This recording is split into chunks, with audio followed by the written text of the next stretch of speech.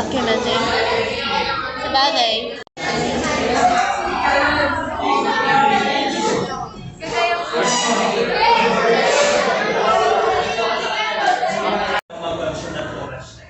And after playing games po, we're going to have our early lunch, then distribution po of souvenirs, then closing prayer, then we go.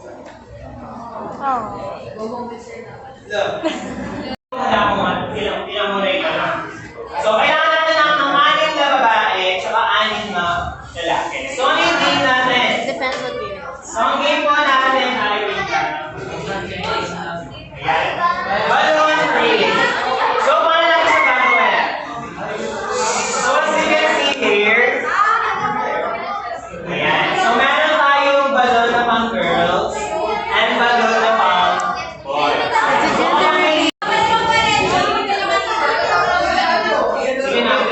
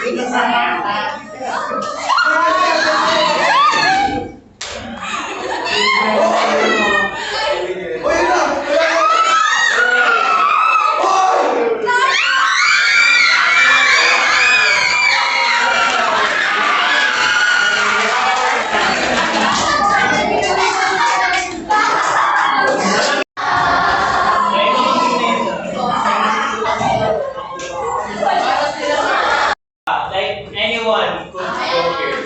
Sige na, pumili na. Basta dapat may kapantay kayo. Kasi kung sino yung kapantay nyo, siya yung kalaban nyo.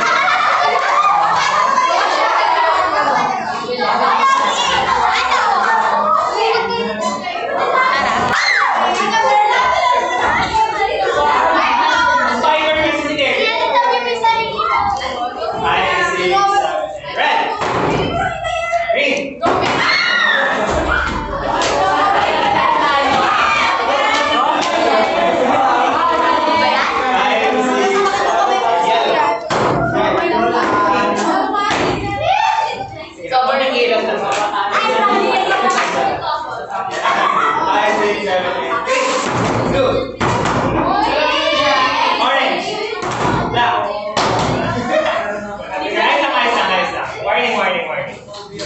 5, 6, 7, red.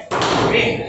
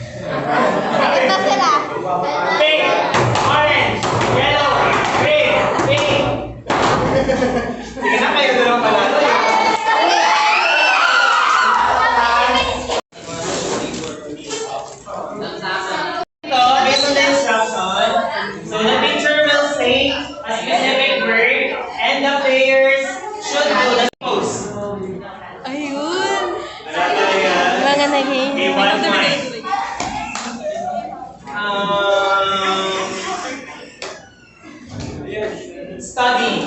1, 2, 3, pose. Gaya pa, okay. Wait lang na. Sige ba kasi naman kayo ng page? Sige ba nagbabasa na? 1, 1. It's fun.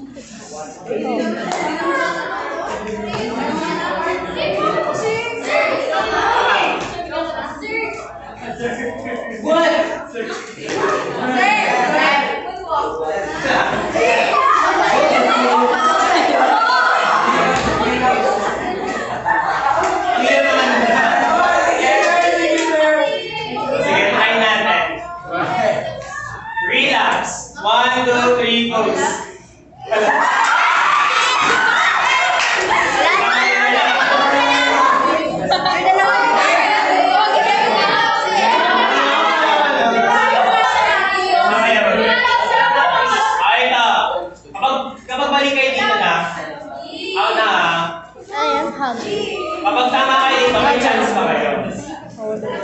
Ay, ito.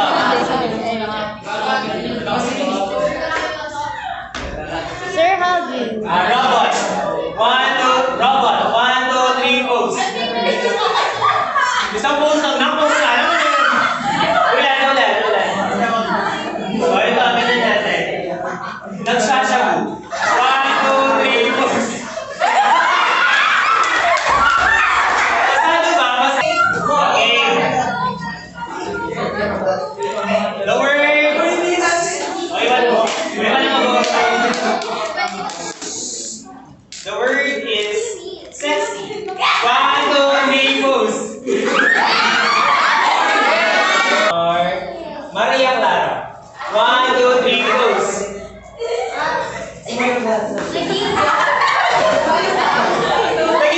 Sarap yung time. 4,000 po. So, kada isang tao po is 86 pesos. So, actually, iba po di, ay yung, like, I custom designed it, and also, ako rin po yung gumawa ng iba dun sa isa pa. Pinag-isipan ko siya, actually, and it's something that you would expect from me. Actually kaya po siya may mga pangalan as you can see, kasi po meron po akong something sa loob para sa specific na tao.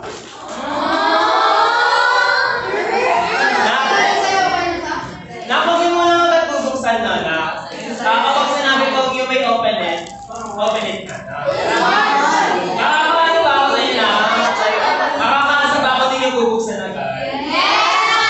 Hindi mo lang buksan agad na kahit gaano kayo katantan. Shake your Let's box. start with gin na. Gin. Huwag mo lang. Sabi na eh! Sabi na ako song yan. I actually stand it for you, right?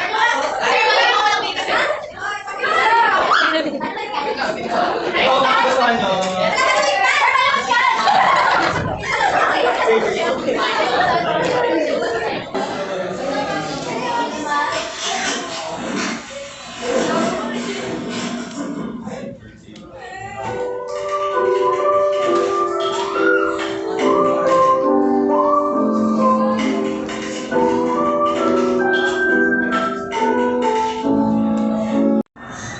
To my sincerity, as someone who gets easily attached with people, this has to be the one of the hardest goodbyes that I'm going to make.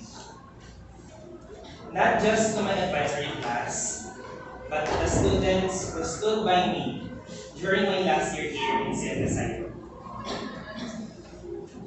Who would have thought na yung mga grade 8 students na tinuturuan ko lang dati will be a huge part of me in the future.